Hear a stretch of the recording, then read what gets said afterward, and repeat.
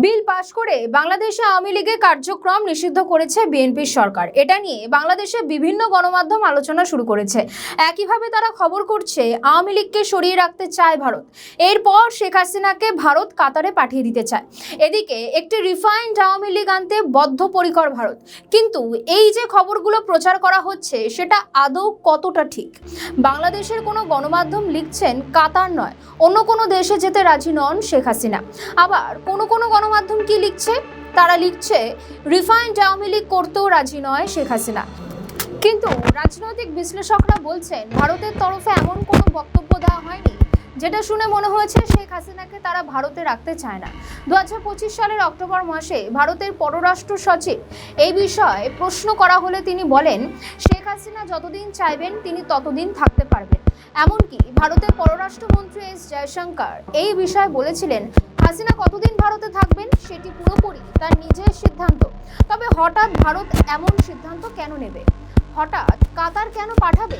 ভারতের সঙ্গে বাংলাদেশের সম্পর্ক ভালো হয়েছিল আওয়ামী লীগের আমলে। শেখ হাসিনা ভারতের পরম বন্ধু। শেখ হাসিনার এই সংকটকালে ভারত তাকে আশ্রয় দিয়েছে। শুধু হাসিনা নন, বিভিন্ন সময় ভারত একাধিক রাজনৈতিক ব্যক্তিকে আশ্রয় দিয়েছে। সেক্ষেত্রে হাসিনাকে অন্য কোথাও পাঠানোর কোনো পরিকল্পনা থাকতে পারে। এই ভাবনা অমূলক বলছেন বিশেষজ্ঞরা। অন্যদিকে ভারত শুধুমাত্র আওয়ামী লীগ নয়, বিএনপির সঙ্গেও সম্পর্ক স্থাপন করতে চায়। এই প্রমাণ দেখা গিয়েছে খালেদা জিয়ার জানাজায় এস জয়শঙ্করের পৌঁছে যাওয়া, প্রধানমন্ত্রী নরেন্দ্র মোদীর শোক বার্তা পৌঁছে যাওয়া। কিন্তু হঠাৎ করে কাতার প্রসঙ্গ কেন এলো?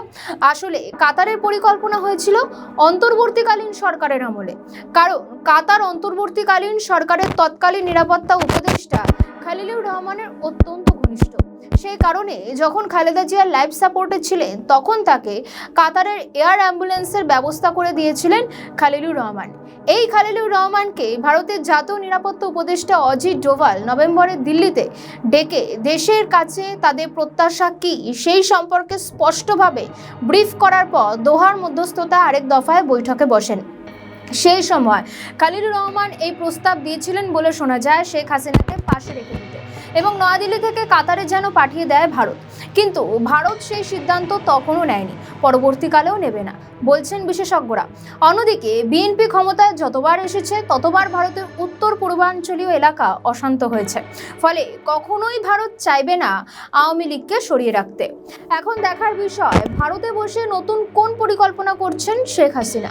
আমাদের ভিডিও ভালো লাগলে লাইক ও শেয়ার করুন, কমেন্ট সেকশনে আপনাদের মতামত জানান।